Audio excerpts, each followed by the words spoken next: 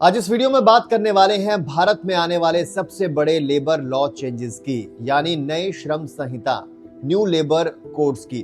खासकर national minimum wage, gratuity सिर्फ 1 साल में, टेक होम सैलरी में बदलाव। बहुत सारी बातें हैं जो आपकी जेब और जॉब को सीधे प्रभावित करेंगी, तो वीडियो को लास्ट तक जरूर देखिएगा।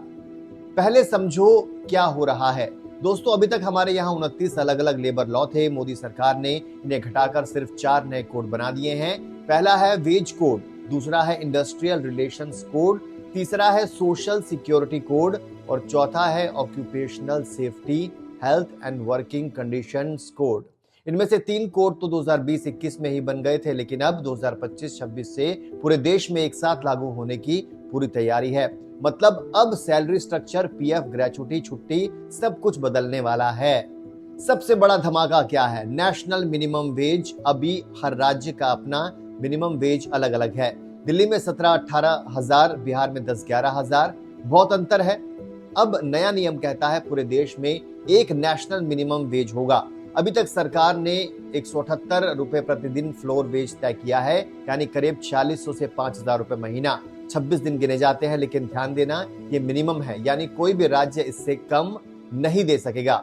ऊपर तो जितना मर्जी दे सकता है। मतलब बिहार, यूपी जैसे राज्यों में मिनिमम वेज एकदम से बढ़ जाएगी। जो लोग 8 से 10 हजार ले रहे थे, उनकी सैलरी सीधे 15 से 18 हजार तक पहुंच सकती है। यह बहुत बड़ी जीत है मजदूरों के लिए। ग्रेच्युटी अब सिर्फ 1 साल में मिलेगी। ये सुनकर सबके कान खड़े हो गए हैं। पहले क्या था? 5 साल कॉन्टिन्यूअसली काम करने पर ही ग्रेच्युटी मिलती थी। अब नए सोशल सिक्योरिटी कोड में फिक्स्ड टर्म एम्प्लॉयमेंट यानी एफटीसी वालों को भी प्रो राटा ग्रेच्युटी मिलेगी। मतलब सिर्फ 1 साल तक, 1 साल काम किया तो भी ग्रेच्युटी मिलेगी उतने हिसाब से। एग्जाम्पल के तौर पर मान लो आपकी लास्ट बेसिक प्लस डीए 30,000 रुपए पहले 5 साल बाद मिलती थी। 30,000 इंटू 15/26 इंटू 5 लगभग 86,500 रुपए। अब सिर्फ 1 साल में भी मिलेगी 30,000 इंटू 15/26 इंटू 1 करीब 17,300 रुपए। जो लोग बार बार कॉन्ट्रैक्ट बदलते हैं उनके लिए गजब का फायदा होने वाला है। टेक होम सैलरी कम हो जाएगी। ये सच है या अफवाह है? अब आता है सबसे बड़ा दर्द वाला पॉइंट। कोड ऑन वेजेस 2019 नया नियम। आपकी टोटल सीटीसी का 50% से ज्यादा अलाउंस नहीं हो सकता। बाकी 50% बेसिक प्लस डीए होना जरूरी है। अभी क्या होता है, कंपनियां बेसिक 10 से 15% रखती हैं, बाकी एचआरए, स्पेशल अलाउंस, एलटीए वगैरह डाल देती हैं। इससे पीएफ कम कटता है, टेक होम ज्यादा आता है। अब अगर बेसिक 50% हो गया तो पीएफ कंट्रीब्यूशन बढ़ जाएगा 12% ज्यादा बेस पर। ग्रेच्युटी भी ज्यादा बनेगी, लेकिन महीने का टेक होम सैलरी 8 से 15% तक कम हो सकता है। मतलब लंबे समय में फायदा, शॉर्ट टर्म में जेब ढीली लगेगी। कंपनियां बोल रही हैं कि वो सीटीसी बढ़ा देंगी, लेकिन देखना यह है कि कितनी सीटीसी बढ़ती है। और भी कई मस्त बदलाव की बात करते हैं। वर्किंग आवर्स अब ज्यादा से ज्यादा 12 घंटे प्रतिदिन, 4 दिन वीक पॉसिबल। महिलाओं को रात की शिफ्ट में ज्यादा सेफ्टी। हर कंपनी में इंटरनेशनल कमिटी जरूरी।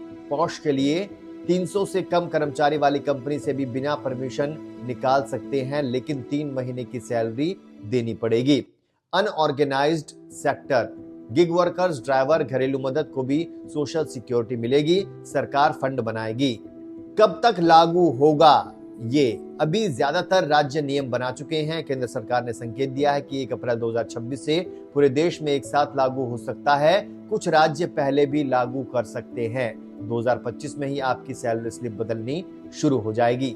आखिरी बात दोस्तों, ये बदलाव ज्यादातर मजदूरों, कर्मचारियों के फायदे के हैं। बस शुरुआत में थोड़ा टेक होम कम लगेगा। लॉन्ग टर्म में retirement, corpus, gratuity, minimum wage सब मजबूत होंगे।